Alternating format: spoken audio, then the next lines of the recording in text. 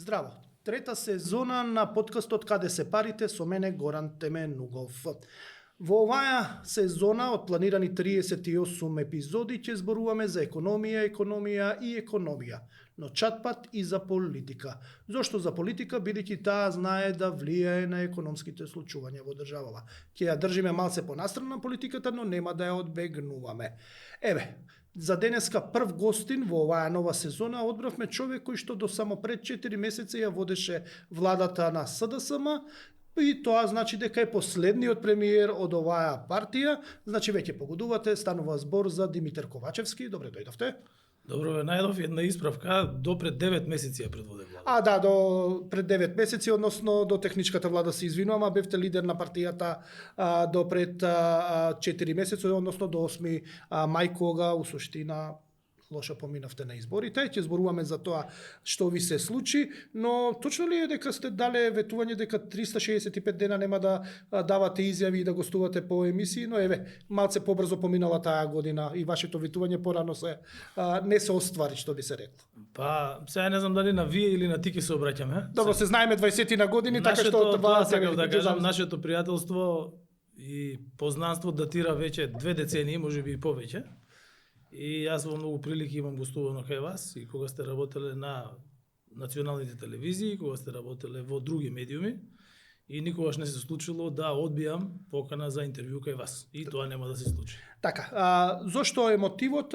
Бидејќи да ве повикам вас, првин сакам малце за политика да зборуваме, што се случи во измената пред изборието, но исто така многу е актуелна темата со буџетот за 2024 година, кој што пред известно време, односно летово, беше ребалансиран од страна на новата влада. Исто така ќе зборуваме и за 12% што не ги добија наставниците во образованието, ќе зборуваме за унгарскиот кредит, ќе зборуваме за најава за трет мобилен оператор што се најавува. Вие доаѓате, долго време работевте во телекомите на многу важни позиции, така што има што да зборувате и на таа тема. Значи генерално има што да се прави муабет со вас. Но првото прашање она што мене ме интересира, што ви се случи на последните избори? Како дојдовте до тоа 58-18, каде што ВМРО за малце него надмина најдобриот скор на изборите што ги имаше СДСМ во 2002 во поглед на пратеници, но дефинитивно СДСМ го има најлошиот скор во поглед на бројот на пратениците во собранието. Најпрво уште еднаш благодарам за поканата да бидам дел од вашиот подкаст. Гледајте, секој лош и секој добар резултат имаат своји причини. Јас моето видување во однос на резултатот на првиот круг на 24 април на председателските избори и на вториот круг председателски и парламентарните избори на 8 мај, го објаснив во детали и во моментот кога се повлеков од позицијата председател на Социјалдемократскиот сојуз на Македонија на извршниот и централниот одбор, тоа беше на 22 мај, и подоцна на Конгресот на Социјалдемократскиот сојуз на Македонија, на кој што го имав својот реферат согласно со статутот, на кој што исто така беше презентиран и извештајот на Централниот изборен штаб, и на кој што Конгрес, општинските организации побараа дополнително време за да можат да извршат анализа на тоа што беше презентирано и на извештаите кои што беа поднесени. Тој Конгрес дали ќе продолжи, нема да продолжи, не знам, со оглед на тоа што сега има ново раководство во партијата по одржаните натрепартиски избори и во однос на тоа каква ќе биде динамиката, тоа прашање јас не можам нормално да ви го одговорам. Причини секако дека имало повеќе. Тие причини се од секогаш од внатрешна организацијска страна, односно кондицијата на партијата да испорача супериорни резултати, периодот на владење и одлуките со кои што се соочувала, меѓутоа и периодот во кој што самата таа владеела како партија и како коалиција. Ние да не заборавиме дека владата во која што јас ја предводев, меѓутоа и владата во која што бев заменик министер за финансии, работеше во услови на најголемата криза по Втората светска војна. Имавме здравствена пандемија, веднаш после тоа енергетска криза и на само помалку од 1 месец од инаугурацијата на владата која јас имав чест да ја предводам, имавме почеток на војната во Украина, која што направи комплетна дисторзија и на безбедносниот, меѓутоа и на економскиот сектор во Европа, па и пошироко. Во однос на другите аспекти, падот на Социјалдемократскиот сојуз на Македонија беше започнат уште на локалните избори. Да не заборавиме, ние на парламентарните избори освоивме 18 пратеника, меѓутоа на локалните избори освоивме само 16 градоначалници.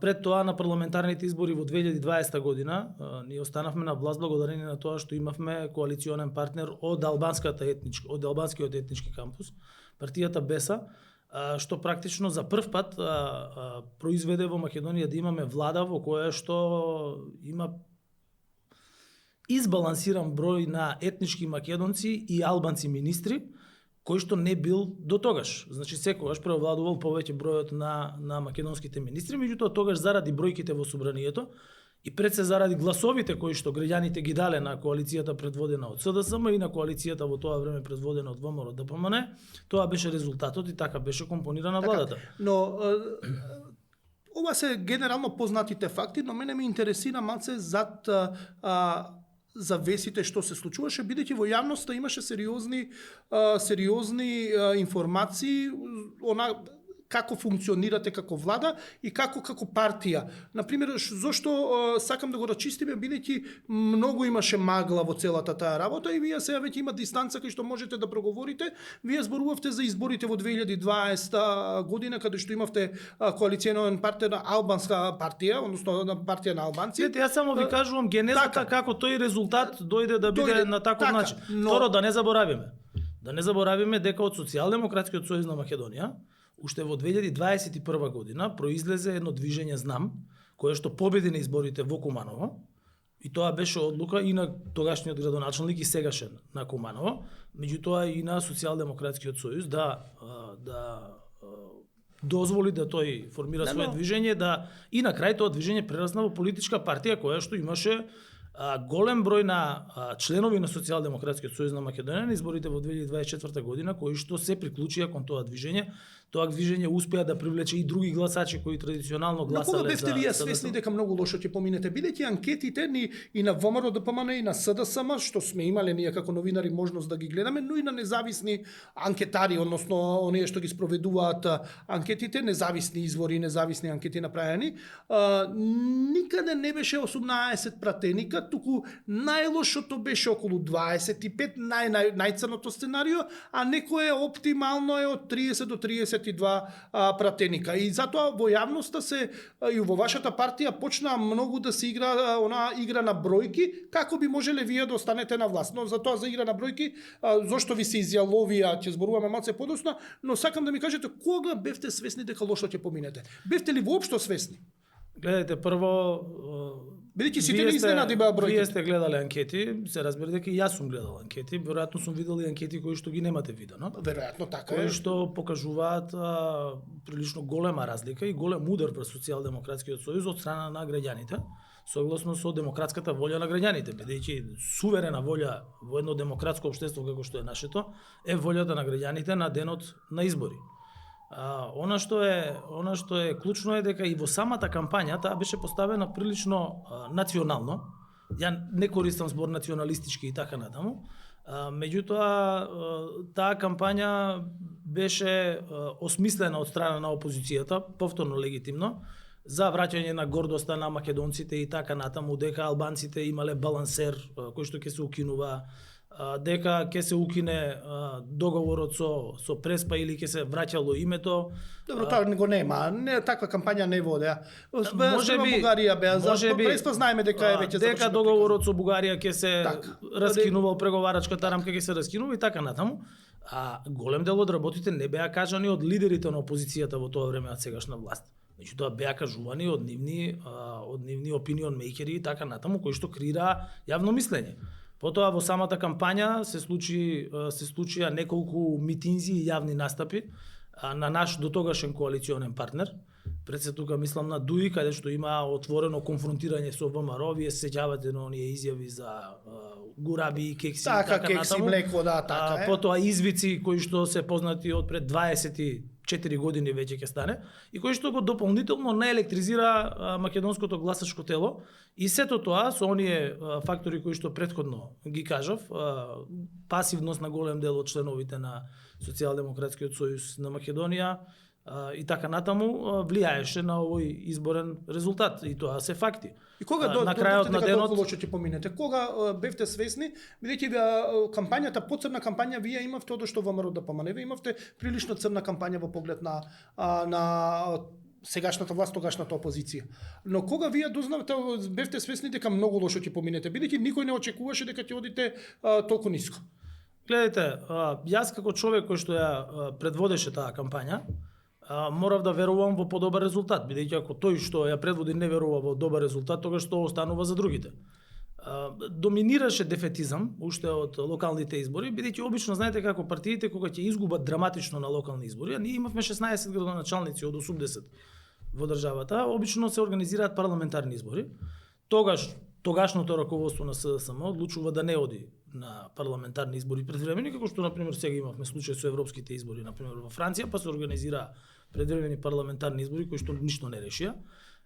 Меѓутоа тогаш се реши да се оди со реконструкција на владата, со нов премиер, дел нови министри, некаде околу 1/4. Зошто не отидовте на нови избори? Зошто грчевите сакавте да останете на власт, беше јасно дека колата оди низ. Тоа е одлука на партиски органи. Така да ние сега можеме да коментираме зошто не се отишло на избори, меѓутоа тоа ќе мора да го кажат тогашните партиски органи кои што управувале со партијата, зошто да не се не оди на избори, туку да се оди на реконструкција на владата, на избор на нов премиер, прво мандатар и така натаму. Меѓутоа тоа се прашања кои што и се познати на јавноста, што се има случајно, а за начинот на носењето на одлуката и така натаму тоа мора да го кажат протагонистите. Зошто вие не ги распишевте? Имаше обиди од опозицијата, буквално на секој 3 месеци бараа избори, бидејќи беше јасно дека бугарите во уставот нема да влезат. Зошто не спасивте што можевте да спасите? Кој беше во вие зошто не преземавте, не пресековте? Гледате, прво многу транспарентно се водеа тие процеси и сите одлуки ги носеа партиските тела. Ние бевме тогаш во услови на криза. Знаете, луѓето обично лошите работи сакаат да ги забораваат и ги забораваат и тоа е добро. Се памтат обично во животот подобрите работи, меѓутоа во тие 2 години ние бевме во страшна криза. Вие се сеќавате дека цената на електричната енергија одеше и до 5 пати повеќе од тоа што е денеса и денес е висока. Така, идеше 300-400 евра за цената на гасот, ако сега е 100 евра за кубик, тогаш беше 1000. Значи 10 пати повеќе од тоа што е денес. Цената на храната и достапноста на храната, вие знаете дека во одредени моменти ние немавме масло за јадење. Зошто? Затоа што најголемиот дел од суровините и така натаму доаѓа од Русија и од Украина. Се боревме со нашите соседи за обезбедување на жито. Знаете дека заедно со стопанските комори организиравме серија на состаноци во суседството, за да може да ги оставиме отворени кроз бордер капацитетите за да имаме електрична енергија, да не се случи да немаме ако некоја држава во суседството се соочи со недостаток. И тоа беа дневни проблеми со кои што ние се соочувавме. 20% беше инфлацијата. Таа инфлација не беше произведена во Македонија, тоа беше инфлација која што беше резултат на војната во Украина. Моравме да работиме со синдикатите, со здруженијата на пензионери, тогаш се случи најголемото зголемување и на минималната плата, и на пензиите, и на просечната плата, меѓутоа не беше доволно. Едноставно не беше доволно заради високата инфлација. Гледате дека и денес не е доволно. Така, сега доаѓаме до прашањето, сепак кризата помина, убавите работи се памтат, лошите се заборават, но страотно ве казни гласачкото тело на изборите и сега се поставува прашањето зошто толку ве казни? Дали заради ДУИ, дали заради Бугарија, дали заради како капак измените на кривичниот законник? Кој е онаа каписла што вие сметате дека дојде да биде толку лош резултатот? Бидејќи на локалните избори имавте 250.000 освоени гласа, сега имате 150.000, значи за 100.000 гласа паднати сте за 3 години, а додека ВМРО 290.000 гласа на локалните избори стигна до 430.000 на парламентарните, да не зборуваме председателката Силјановска дека освои 560.000 гласа. Едноставно, која е она, дали ДУИ ве изигра и неизиното однесување придонесе вие да паднете, дали Бугарија, дали измените на кривичниот законник? Гледайте, прво имаше многу настани кои што претходија на тие избори. Јас лично сметам дека преговорите со Бугарија, па и договорот со Грција се користеа многу во кампањата. Сега гледаме дека тие теми се вели дека се адаптирани, дека А не се, еве со Бугарија со знамето. Па добро, сега тоа ќе ги прашувате. Да, тоа ќе ги окей, прашувате не тие што биле сега во посета во Бугарија. Јас кога сум бил во посета на било која земја, имало и знамења и протоколи и така натаму. Се случи кризата со личните документи кои што произлегуваа од Преспанскиот договор. Тоа вешто го користеше опозицијата. Имаше голема наелектризираност во нашето општество кое што траеше подолго време и сето тоа резултираше со тој изборен резултат. Нормално јас ја презедов одговорноста, меѓутоа одговорноста е и на други носители на функции, бидејќи ако имате на различни нивоа и на различни по хоризонтала места проблеми, тоа значи дека имало и други одговорни. Дали некој сака да преземе одговорност или не сака да преземе одговорност, тоа е негова. Кои се тие одговорни? Кај ги лоцирате по хоризонтала? Гледайте што, прво со државниот механизам управуваат министри, директори, државни секретари и така натаму. И секој согласно со својата ефикасност во работењето, со извршувањето на своите задачи, остварувањето на она кое што го очекуваат граѓаните, придонесува кон подобриот или кон полошиот резултат. Дали гледате ви на Оливер Спасовски? Ќе рече еве јавно, да Оливер придонесе да вие знаете дека вие ме знаете мене 20 години, ја не коментирам луѓе кои што не се присутни во просторија. Добро, али сепак му бевте шеф, дали сметате дека придонесе? Сметам дека сите се труделе во рамки на својата најдобра волја да придонесат на најдобар начин да процесите се одвиваат. Така да тоа што се случило. Резултатот на изборите е многу јасен. Македонија имаше демократски избори, што исто така многу значено. Социјалдемократскиот сојуз на Македонија ја покажа својата државотворност, исто така многу значено, бидејќи излезе на вториот круг на претседателските избори, иако имаше многу лош резултат во првиот круг на претседателските избори и овозможи да се избере претседател на државата. Ние можеше да одлучиме и да не се избере претседател на државата, што сметам дека ќе беше лошо. Па не ме прашавте за Дуи воопшто. Не, како Дуи, бугарите или измените на кривичниот законник, вие пасошите ги спомнавте, ама не го нападнавте Оливер Спасовски. Не, овие ги сметам за апсолвирани. Ги сметам за апсолвирани, зошто? Бидејќи некако ми го штитите Дуи. Па гледайте, не е дека ги штитам. Имаше однесување, имаше одредени постапки од представници на Дуи кои што не беа во согласно со она што ние го имаме овде како политичко работење. Можеби тие одговараат, на пример, играње спорт во канцеларија во Норвешка. Не, повеќе неказнивоста иритираше, што воопшто немаше кривични за што и да направа. Гледайте, немаше политичка одговорност. Неказнивоста не можете да бахатото однесување, триумфализмот, едноставно сервилноста на тоа мислам дека го апсолвиравме. Дека да, тоа исто така влијаеше. Во однос на неказнивоста, тоа е прашање за истражните и за правосудните органи.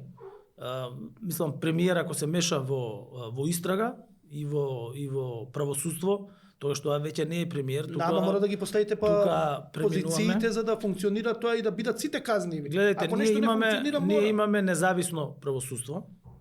Имаме истражни органи кои што работат во рамки на соодветните министерства или во независни агенции, кои што никогаш не биле спречени, барем од моја страна, да си обавуваат својата работа на начин на кој што тоа е пропишано согласно со закон.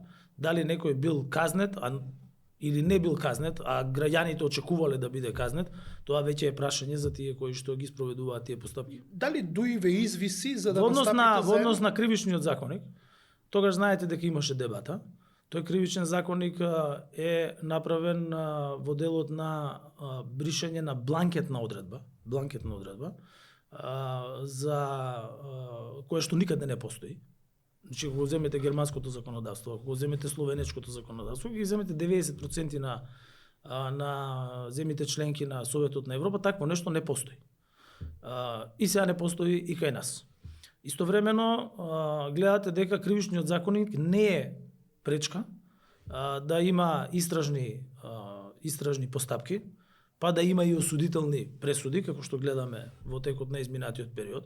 Гледате дека тој кривичен законник не беше проблем дури и во времето на мојата влада да биде отворен случајот онкологија, што значи дека во кривичниот законник има доволно конкретни одредби по кои што може да се процесуира прекршување на законот. Дека сакате да се заштитите вие како власт, за да не одговарате кога ќе се смени, и вториот елемент доаѓаме до тоа дека сакате да овозможите побрзо амнестирање на поранешниот премиер и лидер на ВМРО ДПМН Никола Груевски, да го донесете пред избори за да ги ослабнете позициите на ВМРО ДПМН. Бидејќи во јавноста имаше така наречена игра со бројки, каде што вие заедно со ДУИ, вие некаде околу 30 пратеника, ДУИ околу 20 пратеника, би собрале на заедничка листа, би собрале околу 50 пратеника, со ослабнување на позициите на ВМРО со доаѓањето на Груевски и внесување раздор во партијата и слабење на позициите на Христијан Мицковски,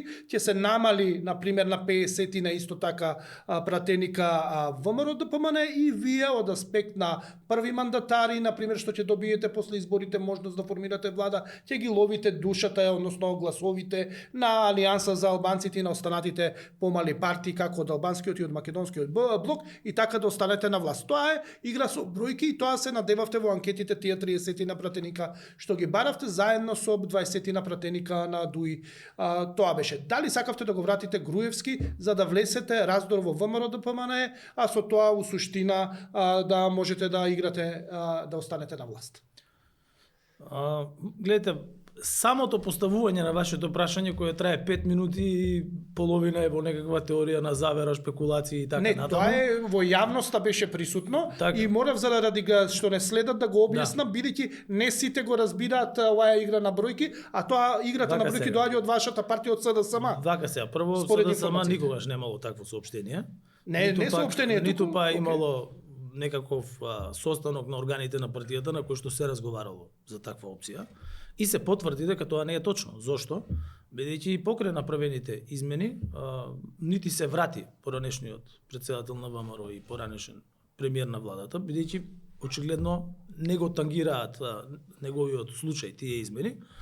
Ќар имаа некои функционери, чии што процеси траеа долго и кои што сега бивши функционери на ВМРО и кои што се сега високо позиционирани во владата на ВМРО ДПМН, која што беше избрана после изборите. Такво нешто немало, ми се потврди дека немало, бидејќи не се случи, со оглед на тоа дека е неизводливо. И човекот има потерница. Вие сега да го прашате сегашниот премиер, ќе ви каже да, има потерница и по таа потерница тој треба да се врати во Северна Македонија и да се соочи со правдата на судските случаи кои што ги има, кои што произлегуваат од работењето на СЈО, кое што подосна премина во јавното обвинителство. Имаше во тоа време и анкети кои што беа пласирани во медиумите, не беа од Социјалдемократскиот сојуз на Македонија, беа во одредени медиуми пласирани. Ако овој направил партија, па друга кој направил партија, трет, па ќе се правела ваква коалиција и така натаму, тоа беше неизводливо. И ќе ви кажам зошто беше неизводливо. Прво, не можеше да се направи голема коалиција ниту помеѓу СДСМ и албанските партии, од причина што албанската опозиција, која што овој пат беше окрупнета и засилена и логистички поддржана од Косово, имаше свој претседателски кандидат, проминентна политичка фигура, тоа е господинот Таравари, кој сега е министер за здравство. И тоа ДУИ го стави во една позиција да мора да истрча со свој претседателски кандидат. Тоа не беше случај на претходните избори пред 5 години, со оглед на тоа дека тогаш се направија првите обиди од страна на косовскиот премиер кој сакаше да биде протагонист во Македонија и е протагонист во Македонија, бидејќи кај него се одржуваа состаноците, координациите, па и коалицијата е таму направена. Тие тоа не го криеа, бидејќи за тоа постојат и снимки и така натаму, и соопштенија од состаноците. Со што ДУИ мораше да излезе со свој претседателски кандидат овој пат, за разлика од претходниот кога не мораше, бидејќи тогаш беше кандидат седеше на 2 столчиња. Долго време го ловевте и вие и имаше сериозна игра околу него и мислам дека се премислуваше и беше дискутабилно и затоа му се и подели партијата, бидејќи они рачунаат дека ќе останат со ДУИ, ќе останат со вас, некако таа беше игра. Гледайте, Алијанса за албанците беше клучен фактор во целата приказна. Не мислам дека односно Таравари Не мислам дека предолго траело тоа. Со оглед на тоа дека вие знаете дека јас имав еден состанок со господинот Таравари, од кој што имавме соопштение, меѓутоа знаете дека имав и состанок со господинот Курти токму во Социјалдемократскиот сојуз на Македонија и сигурно не верувате дека двајца претседатели на партија ќе се лажат меѓу себе какви им се плановите. односно тројца председатели на партии, беше многу јасно дека господинот Таравари заедно со сегашните коалициони партнери негови од ВЛЕН ќе бидат дел од идна коалиција со ВМРО-ДПМН, што направи невозможно да се формира една голема македонска голема коалиција помеѓу Социјалдемократскиот сојуз и нашата коалиција и еден проевропски блок на албански партии во Македонија. Подосна резултатите на изборите тоа и го потврдија. Но тука се поставам прашањето дали малце и ДУИ ве изигра, бидејќи долго време во јавноста се создаваше слика дека вие СДСМ и ДУИ ќе одите со заедничка листа Европски фронт за кој што ќе обезбеди сериозен квантум на гласа пратенички места, тоа е околу од 50 од пратеника. Во последен момент ДУИ да ве откачи, народски кажано, жаргонски, да ве откачи и она истата формула што вие ја планиравте со ДУИ да ја примени со помали партии на други етнички заедници и да дојде до тоа да биде победник условно кажано кај албанците, иако во нивната коалиција има и турци, и бошњаци, има ромска партија, значи и им донесува да бидат повеќе на по многобројни од ВЛЕН. Дали во суштина го направија вие тоа што го планиравте со нив да го направите? Не е така, никој никого не откачил. Јас во одговорот претходно ви кажав дека таа коалиција не беше изводлива заради тоа што ВЛЕН веќе беше формиран. Кога дека е неизводливо? Кога е? Па во 2023 година.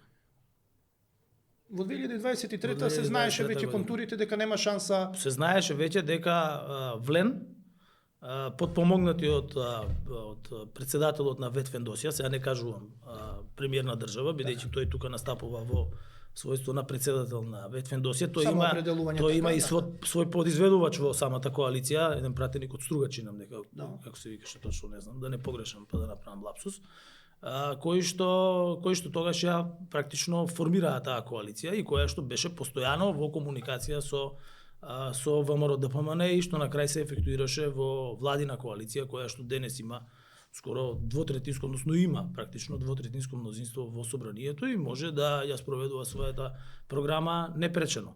И затоа велам дека никој никого не откачил, туку беше едноставно невозможно да тоа биде спроведено. Подосна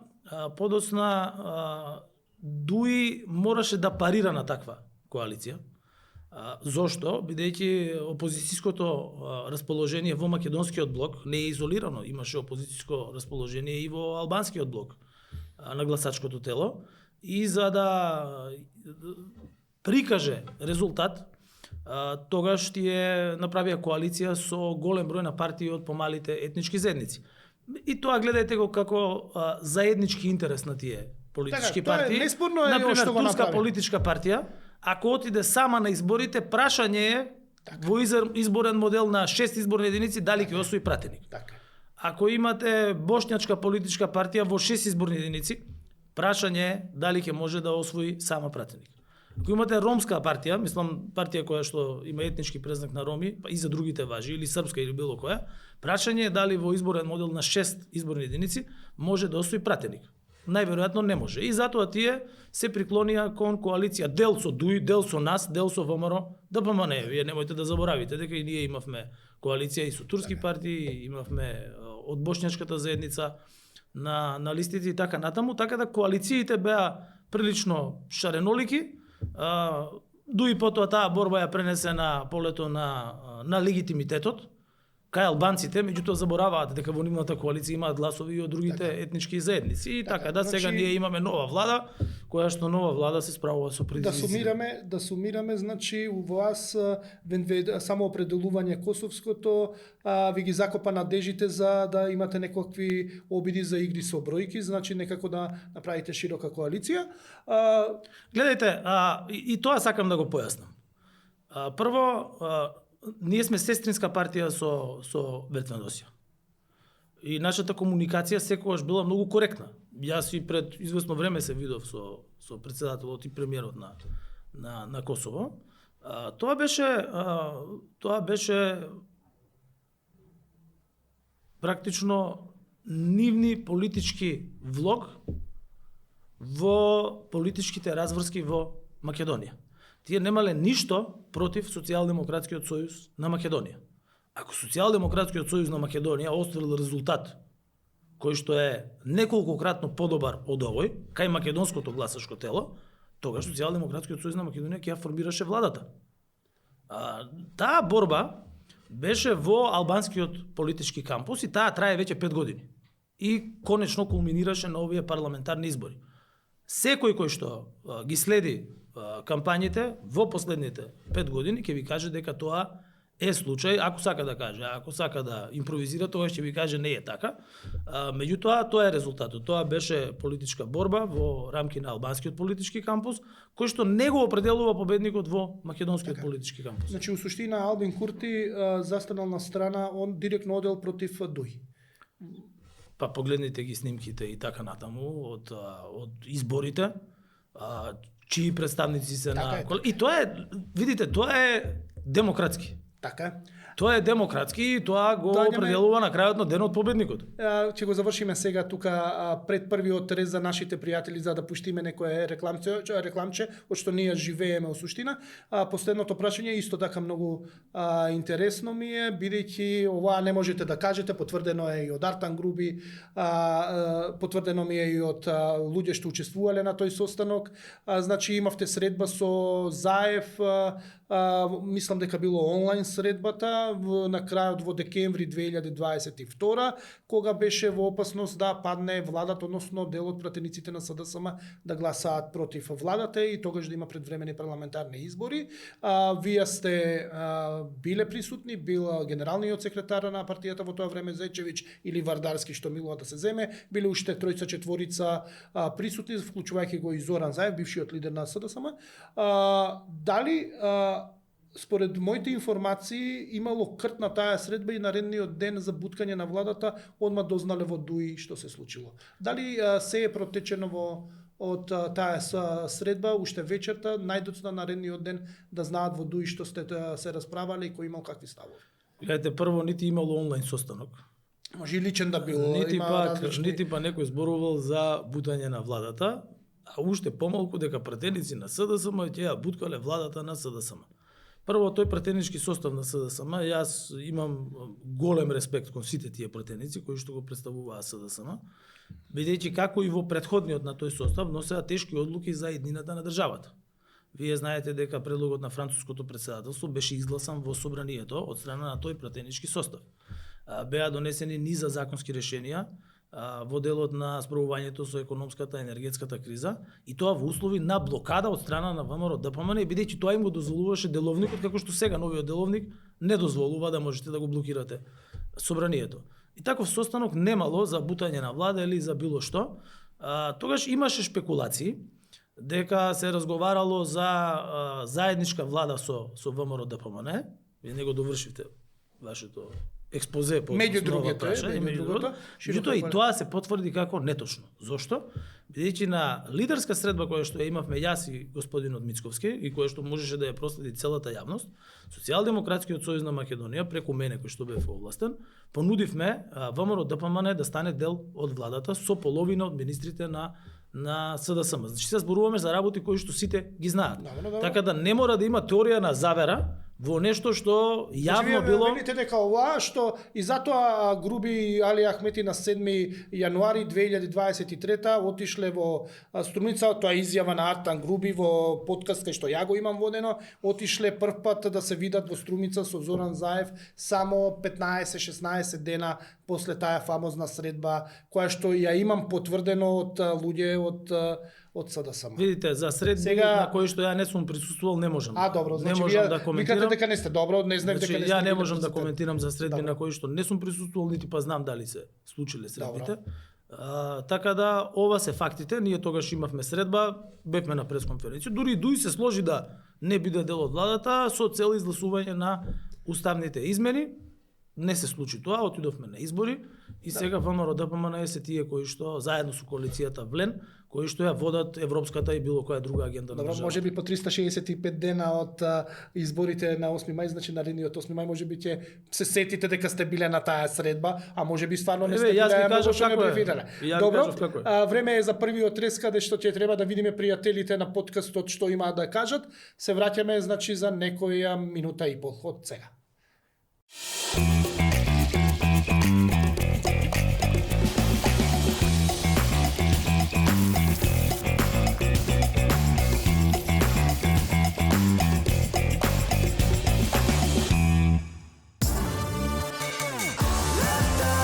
кулираш и кога учиш, кога играш, кога истражуваш и кога се мачиш, кога спортуваш и кога спортуваш, кога те копираат или те нервираат. Ти флипни и уживај. Стоби Флипс.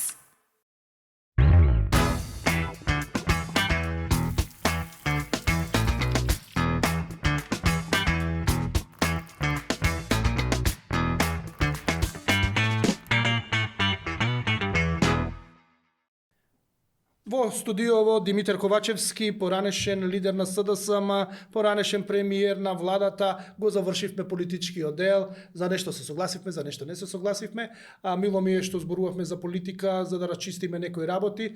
Јас, според моите информации, нешто е точно, нешто е полуточно, нешто политички сакате да го задржите само за себе, но доаѓаме до она што е секогаш централна тема на нашиот подкаст, тоа е економијата.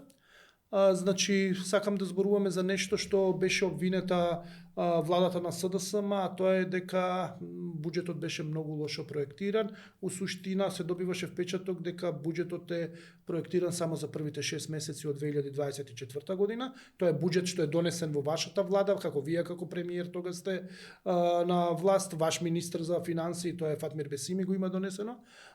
Дали овие оценки што ги дава ВМРО ДПМН е дека буџетот е без пари, дека е оставен без планирани средства за многу дејности, вклучувајќи го и например и за образованието, по зголемување на платите, се точни обвинувања. Гледайте, секоја власт која ќе преземе владење со држава, првите пресконференции се што правеле претходниците, каков бил буџетот кој што тие го наследили и така натаму. И ако се вратите години наназад, тоа е реториката. А видите, ако бил празен буџетот, а буџет по дефиниција не може да биде празен, тогаш државата немало да функционира.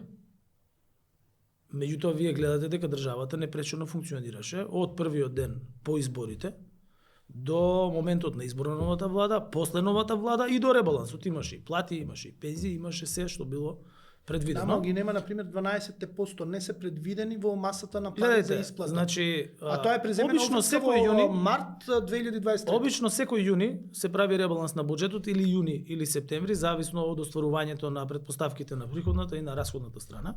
Мисля, ако вие ова прашање го поставувате вака, да предпоставиме дека идната година во јуни или во септември ќе има ребаланс на буџетот, кој што ќе биде предложен од тие кои што го прават буџетот за и тогаш вие треба да им поставите прашање дали ви е празен буџетот и дали сте го погрешиле неговото проектирање пред скоро една година, бидејќи буџет се прави практично во септември и постапката завршува некаде пред нова година. Влада определува приоритети. Значи, новаа влада приоритети беше да го исполни своето изборно ветување во однос на краткорочно менување на методологијата за пораст на пензиите, бидејќи тие ветуваа линеарно зголемување на пензиите и доминантно најголемиот дел од финансиските средства подршка на општините преку буџетот. И тоа практично го имаме во ребалансот на буџетот во доминантен дел, легитимно, бидејќи тоа беа нивни предизборни. Така е, тоа е ребаланс и така се прави. Тоа беа нивни предизборни ветувања. За таа цел тие го зголемија дефицитот. Има уште една работа која што треба да објасниме. Во секој буџет се проектира дефицит. Меѓутоа, јас не можам да ви дадам одговор на тоа како во 2024 година во првата половина е трошен дефицитот, со оглед на тоа дека не бев премиер. Јас бев премиер до 25 јануари, кога практично нема никакви трошења во буџетот, бидејќи празниците во Македонија завршуваат некаде околу 19 јануари, нова година, православен Божич, водици и така натаму, голем број на неработни денови како никаде во светот. И практично буџетот е трошен од техничката влада до моментот на изборот на новата влада, така да одговор во детали на тоа прашање не можам да ви дадам.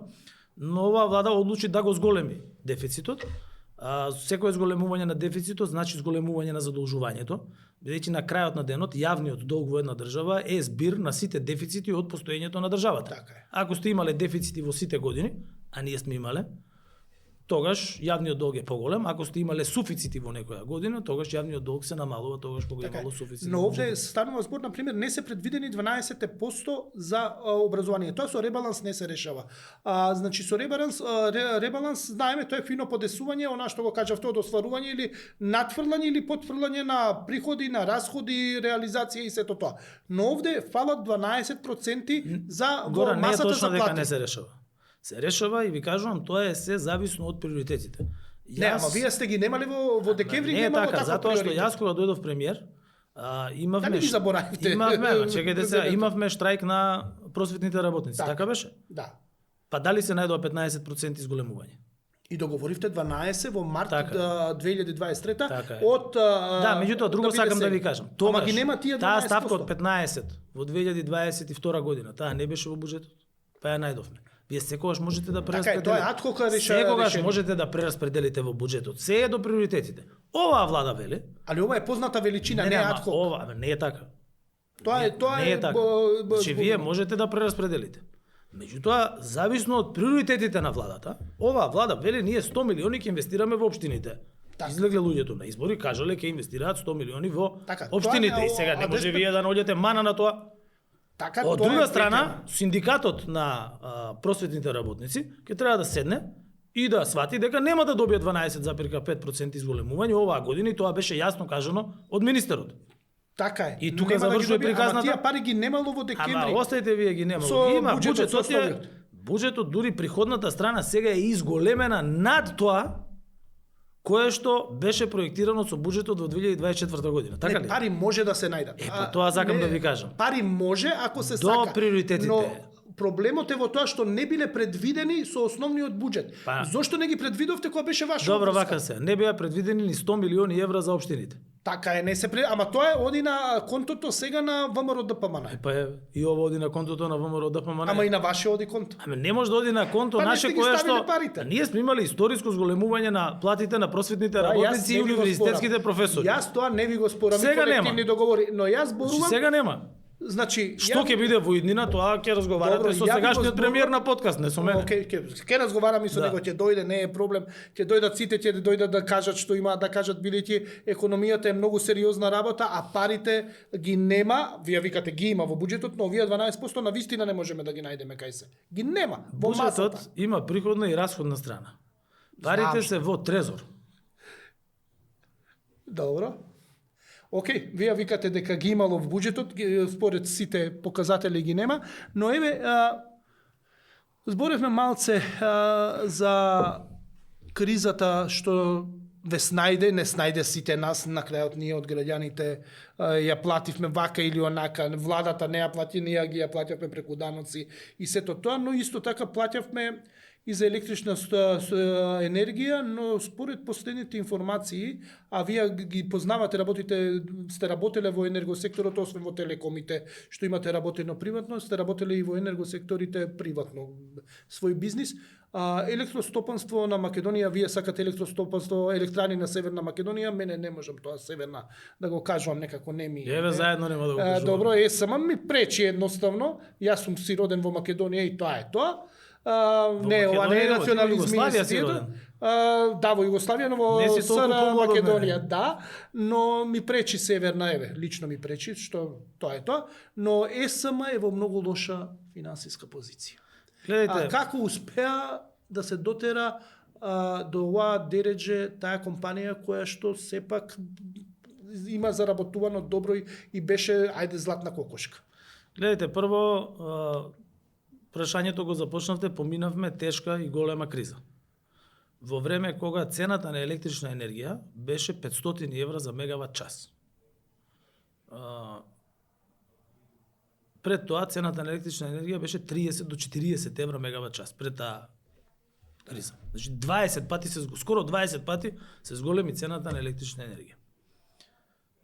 Производствените трошоци на ЕСМ, која што е компанија со застарени капацитети и по 40 години,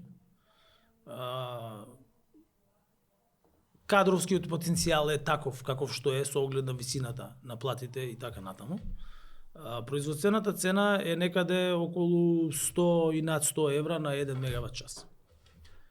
За да нема ценовен шок за граѓаните, таа цена ЕСМ ја продаваше за 50 евра и под 50 евра таа електрична енергија на ЕВН, кој што подоцна ја дистрибутира на граѓаните. И затоа ние немавме ценовен шок, а државата и интервенираше со субвенции во одреден временски период до ЕСМ за да може да обезбеди електрична енергија по многу ниски цени.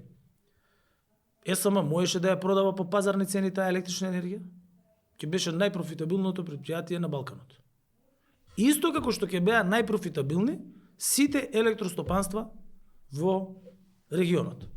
Например, во Бугарија законски е кај нив дека они мора да ја продаваат електричната енергија по пазарни цени. Тоа е со закон регулирано.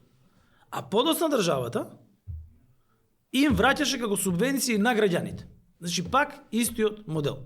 Зошто? Бидејќи ако се дозволеше да граѓаните и компаниите на регулираниот пазар, значи 70.000 компании на регулиран пазар имаа повластени цени на електрична енергија, дополнително болници, училишта и така натаму. Вие се сеќавате, се соочувавме со недостиг на електрична енергија.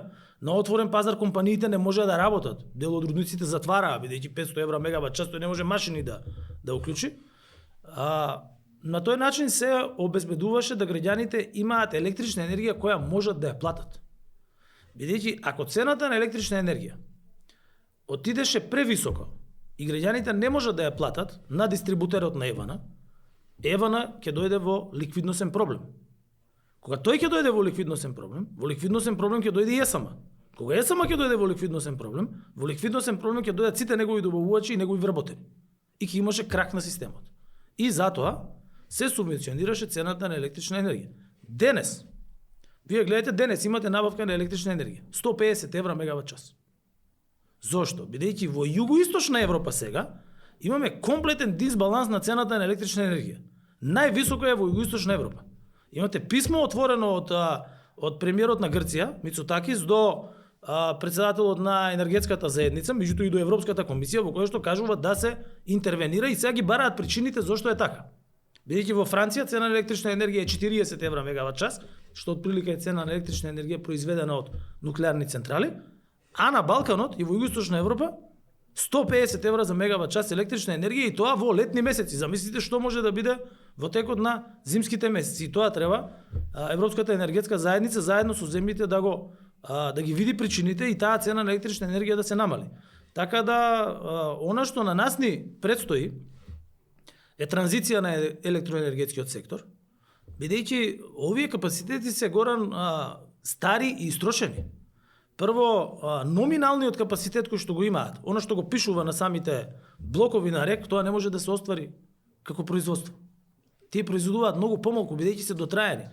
Но вие од есенцијата земавте во време на кризата, значи субвенциите по 70 евра се продаваше, колку 67, варираше од пакет до пакет, а производствена викате 110. Па еве сега прашајте колку ќе ви каже раководството. 110 евра.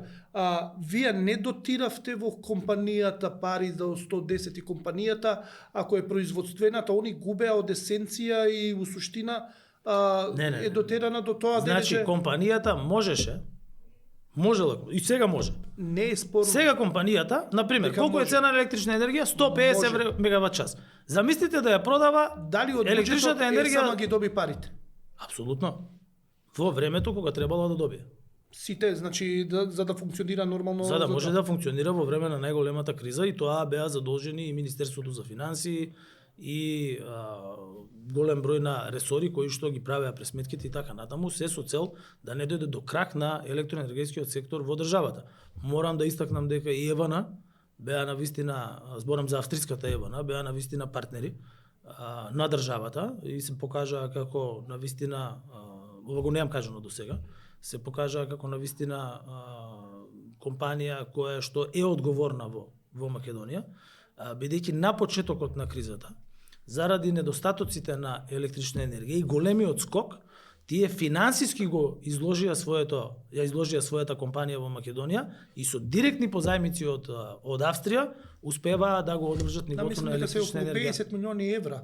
Бислимовски го има спомнато во подкаст кај нас, дека толку треба сега да им се враќа на евра Да, преку меѓутоа во цената. тој момент тие се Така, изложија и тоа на подолг рок ќе биде вратено бидејќи се работи Така е, да. за приватна компанија. Меѓутоа тие во тој момент можеле да кажат не, ние не сакаме да изложиме нашата компанија. Можеле да кажат тоа е приватна компанија. Да, тоа Може. Бислимовски токму во овој Значи, подкаст не знам, го не сум го кажа гледал напред. што кажува председателот на регулаторна комисија, тоа го меѓутоа тоа се спомна, така е. факти кои што мора да се знаат.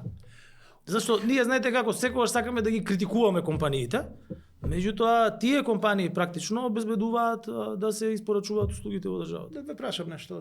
Чувствувате ли како партија вина што имавте еден прилично контроверзен и хајде според нас новинарите прилично неспособен директор на ЕСМ?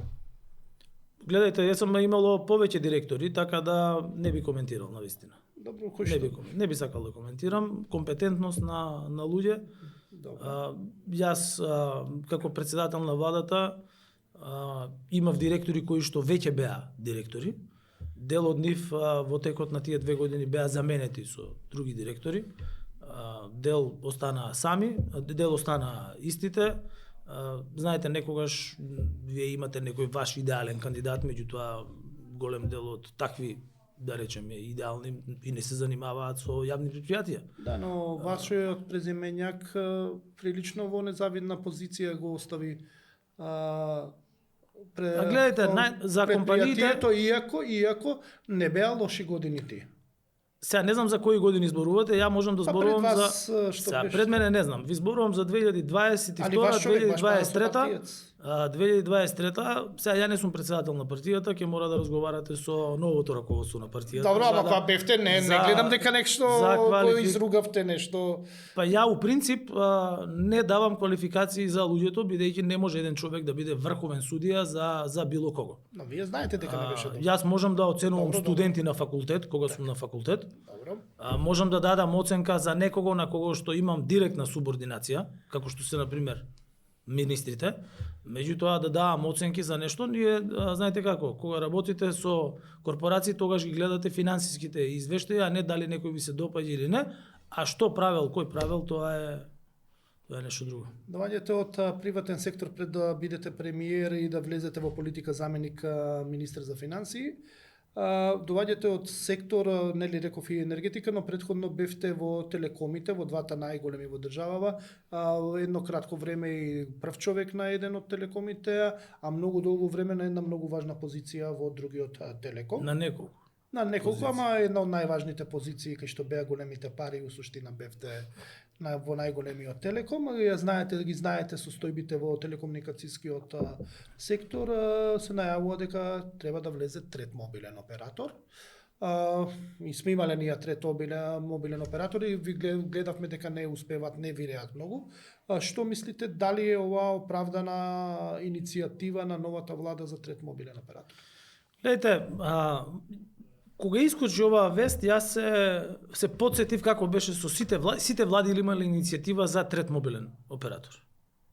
Освен СДСМ, само мислам. Имаше на почетокот. Знаете дека имаше, кога се спремаа и фреквенциите за 5G, па имаше обид за уште еден мобилен оператор, имаше еден оператор од регионот кој што беше заинтересиран, меѓутоа кој што на крај на денот реши да отвори своја подружница, меѓутоа да работи како виртуелен мобилен оператор или MVNO. Ние во еден период имавме 3 мобилни оператори. Јас ја имав практично честа и одговорноста да бидам директор во практично сите 3. Бидејќи бев во едниот најголемиот и после интеграцијата на другите два бев извршен директор. Јас ги гледам сега владава што кажува дека имало 2 оператори, па тоа било олигопол, дуопол и така натаму, што е факт и теоретски и практично. Меѓутоа не треба да заборават дека во време на влада на ВМРО ДПМН се направи консолидацијата на трите оператори во 2 оператори на пазарот. Тоа беше тогаш направено. Меѓутоа причините не се секогаш само административни. Причините се и деловни. Факт е дека и тогашниот оператор One и тогашниот оператор VIP работеа на ниво на одржливост. сега подобро може да кажуваат тие кои што управувале со нив, меѓутоа тие беа на работна одржливост и често пати им се случуваше за да може да ги сервисираат обврските, да треба да имаат од своите компании мајки одреден тип на докапитализација или финансиски трансфери со кои што ќе можат да го финансираат своето работење во Македонија. И потоа се случи таа консолидација, влезе еден виртуелен оператор во исто време, Лајка Мобил, кој што повеќе работи како виртуелен оператор за меѓународен телекомуникацијски сообраќај.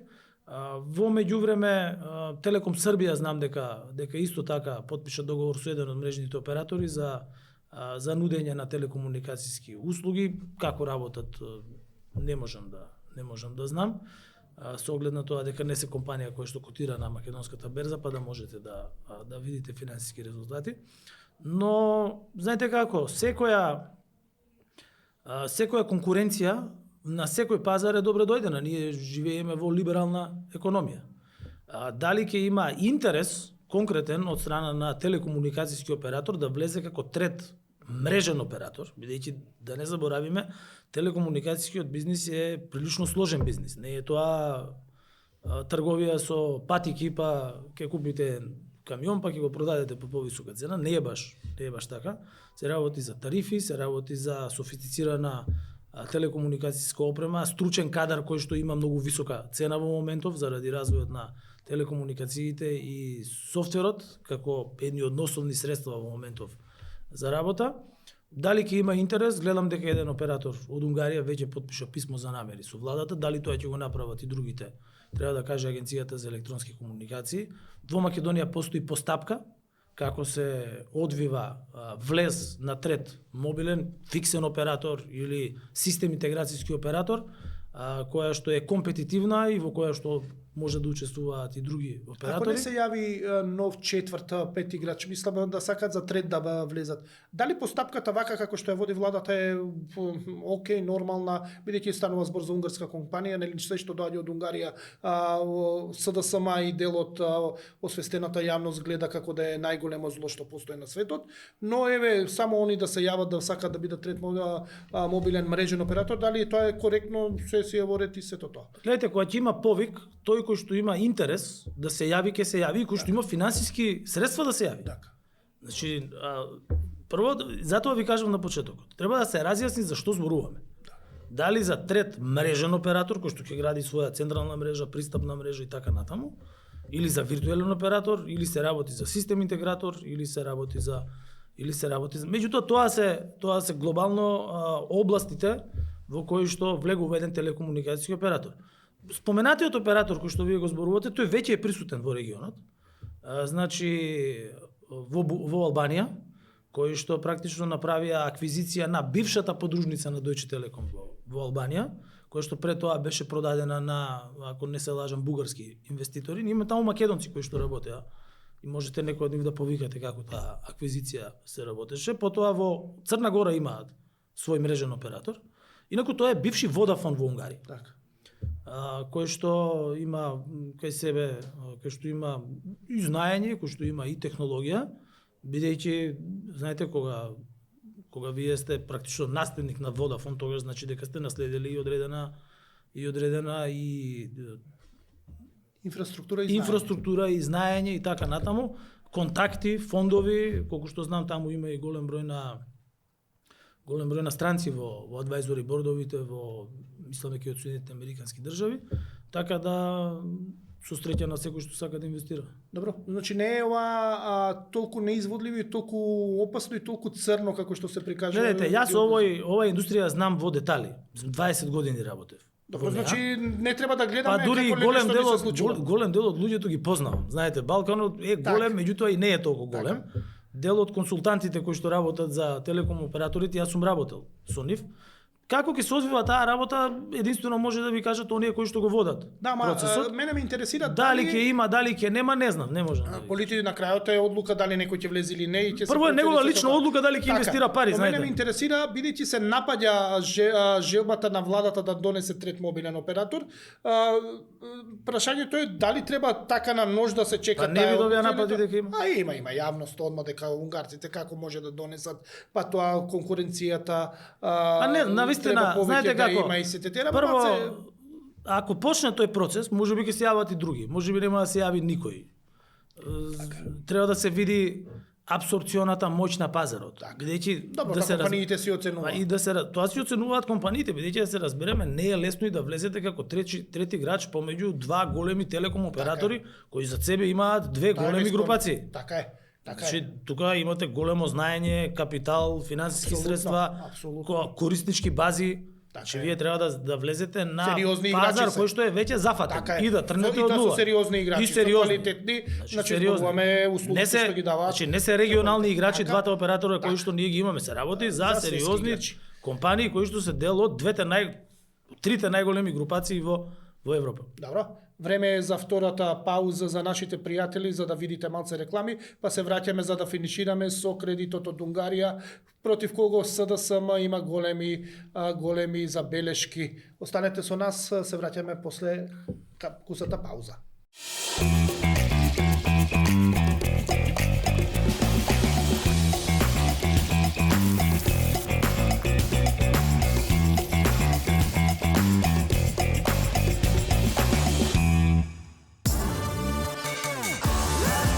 Кога кулираш и кога учиш, кога играш, кога истражуваш и кога се мачиш, кога спортуваш и кога спортуваш, кога те копираат или те нервираат, ти флипни и уживај. Стоби Флипс.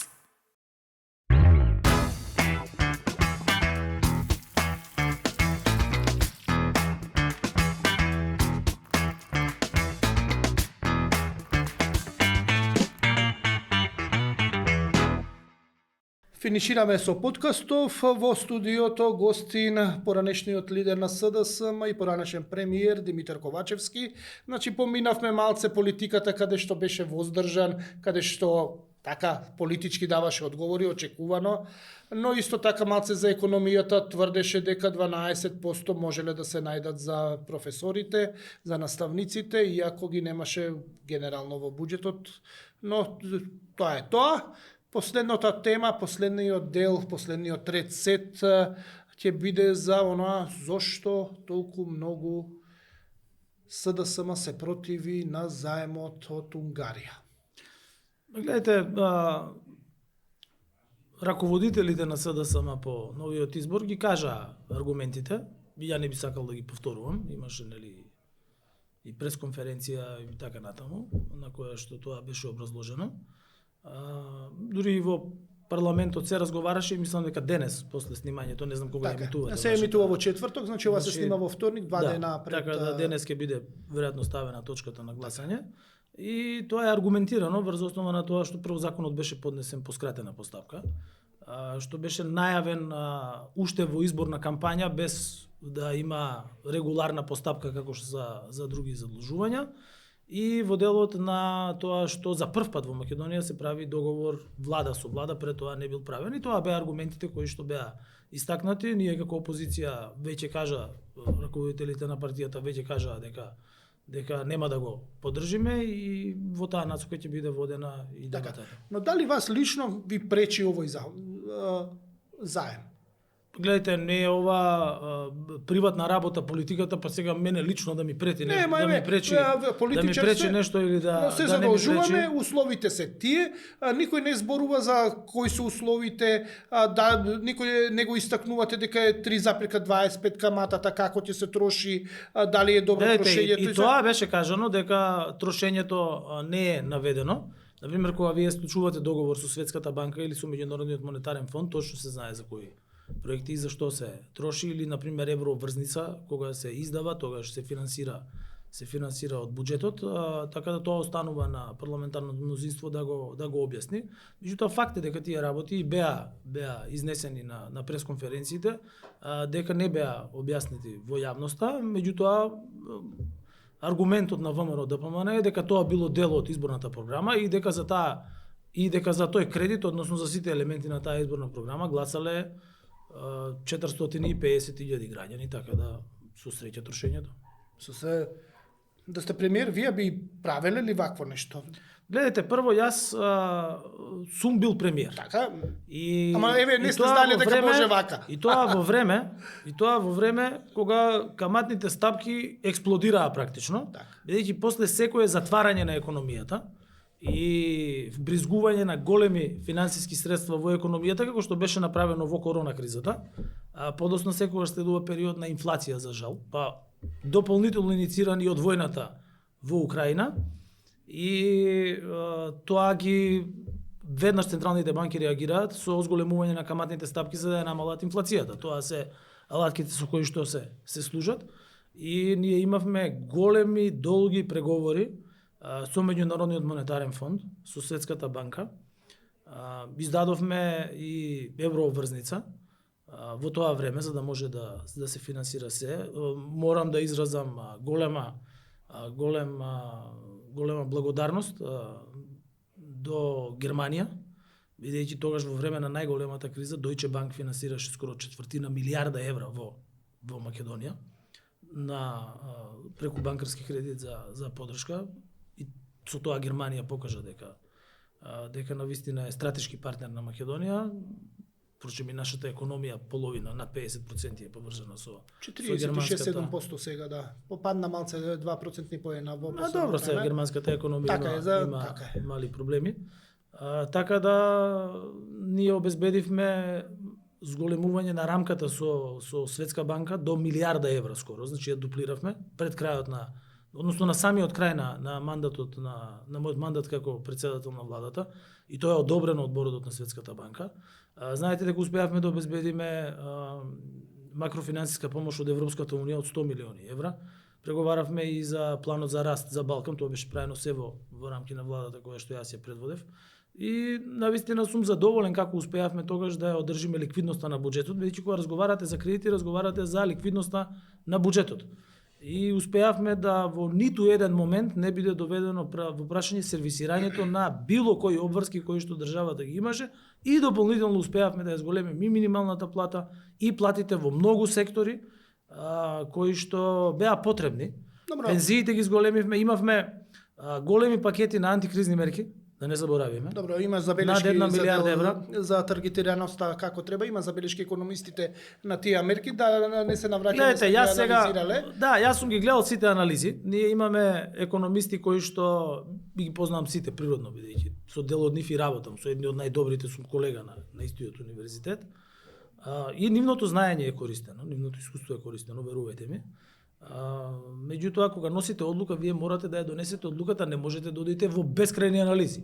Да, али добро. Еве окей. сега имате владава, вика ние една недела анализираме цената на прехранените производи, пак ја анализираме уште една недела, па уште една. Вие анализирајте, меѓутоа луѓето бараат пониски цени, тоа е. Дали би... И ја тоа сум го поминал. Еве, 3,25 камата е добро да се задолжиме сега. Не знам, треба да се направи анализа во однос на каматите, не може на маса вака да седите да кажете дали е добро или не, тоа е долгорочен кредит, треба да се види долгорочното движење на каматните стапки, долгорочното движење на монетарната политика на Европската централна банка, на федералните резерви на Америка, гледате дека сите се ги чекаат нив во однос на тоа каква ќе биде проекцијата за намалувањето на каматните стапки, и врз основа на таква анализа може да се донесе, а уште немам видено анализа во однос на ова од страна на овие што ги кажавте моите колеги економските аналитичари, веројатно и ќе излезат и ќе може да видиме сите. Меѓутоа аргументите кои што ви ги кажав се тие во однос на овој кредити кои што беа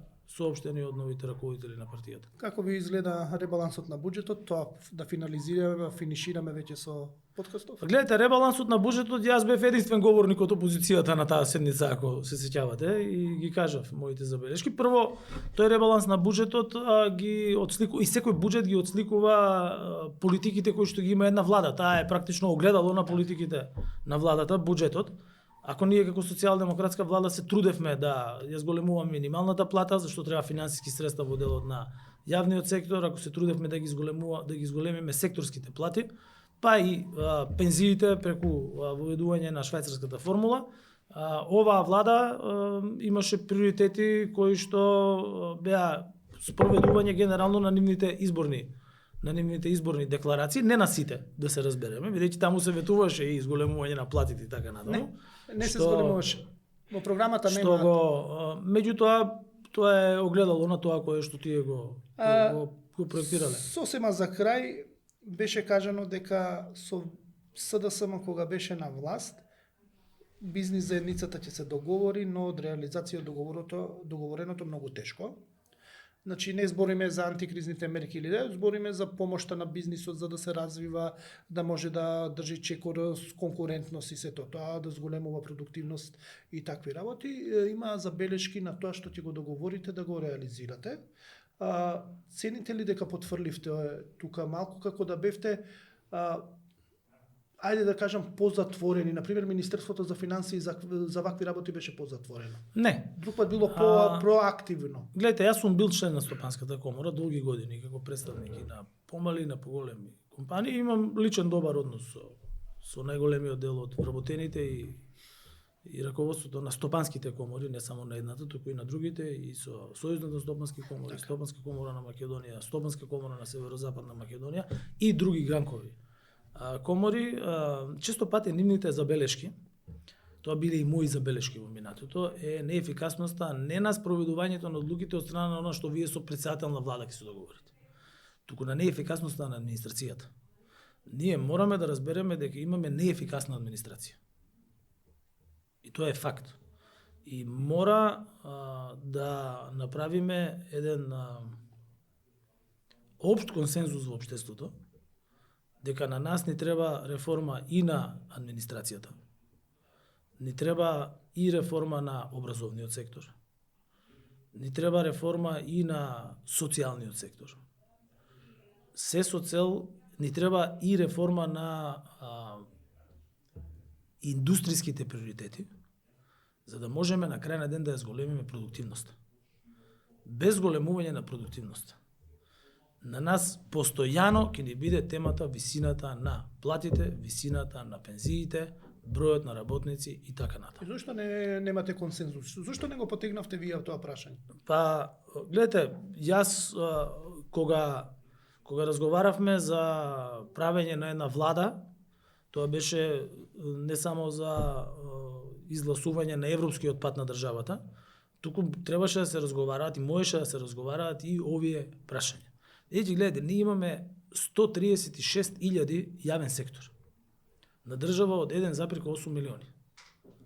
Видите ја Словенија колку има на толку жители. Извинам се, како сваќам сега, вие заговарате широка коалиција? Не заговарам ја ништо. Јас само ви кажувам дека треба да има општествен консензус за овие прашања. Не мора да седат у коалиција политичките прашања, политичките партии за да имаат консензус. Сега спомнавте кога би преговарале за... Не. Зборувам кога се разговараше пред 2 години, можеше да се разговара и за тоа, меѓутоа тоа е нешто што не се остварило.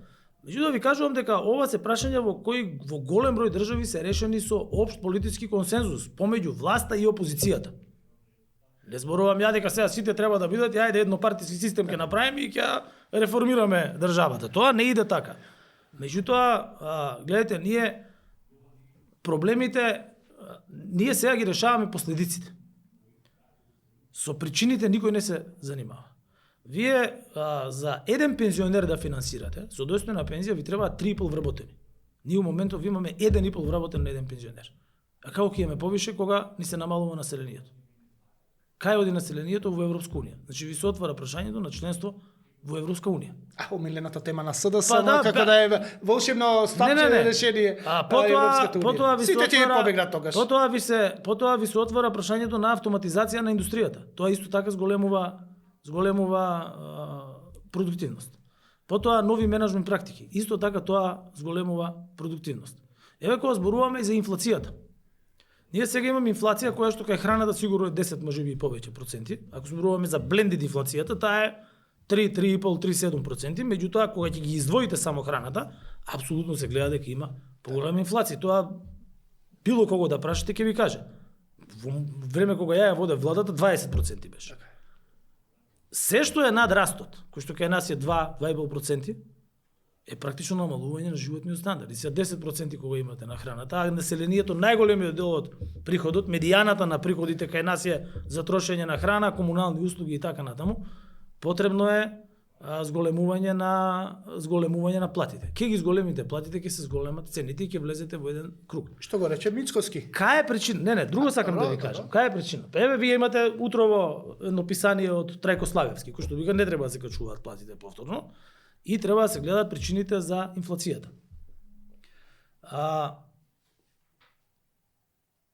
За да намалите цена на нешто треба да се зголеми понудата. Како ќе зголемите понуда на војна во Украина, од кај што доаѓа најголемите количини на храна во Европа, и на климатски промени на Балканот, кај што 3 месеци имавме 40 степени температура, без грам дожд. Значи мора да го зголемиме земјоделското производство, мора да имаме нови начини на производство на земјоделските производи, оти вака ние можеме да имаме и субвенции и се и така натаму, меѓутоа на 11 UV зрачење, на 40 степени, приносот ќе биде секогаш помал. И тоа се прашања кои што мора системски да се решават и за кои што мора да постои општ консензус. Не велам една влада. Добро, да го избришеме тоа. Некогаш како партии сте седнале да разговарате меѓу власт опозиција, без разлика која е власт опозиција, да седнете и да го разговарате ова. Јас во неколку наврати имаме разговарано, меѓутоа не на овие теми. Знаете, разговаравме во енергетската криза, разговаравме околу главно беа доминантно политички теми. Меѓутоа, гледате, не мора на највисоко ниво да се седне. Парламентот може да биде само бистрите политики, никаде економијата. Парламентот може да биде место, експертски тимови, комисии и така натаму може да бидат место каде што ова се разговара. Вие имате Хрватска, кај што имате една силна линија на поделба помеѓу социјалдемократите и конзервативците, меѓутоа за стратешки прашања тие немаат. Добро. Со ова ќе го завршиме овој подкаст и да заклучиме дека кај нас сакаат многу за политика да зборат, за економија и за суштински прашања не наоѓаат канали, односно топли водови за да може да се разговара. Господине Ковачевски, мило ми беше што бевте дел од подкастот. Благодарам што бев дел од вашиот подкаст и што после 2 децении можеме вака енергично се уште да разговараме, што значи дека се уште се држиме. Тоа е тоа, секогаш професионални, секогаш да спротивни страни, да секогаш надвор од камерите, пријатели, познаници и ти си бил секогаш мојата омилена опозиција. Било кај да сум. Да, и секогаш сум опозиција, така е. Нешто ме носи патот, не знам зошто, веројатно така сум скроен. Уште еднаш благодарам за учеството. Благодарам исто така.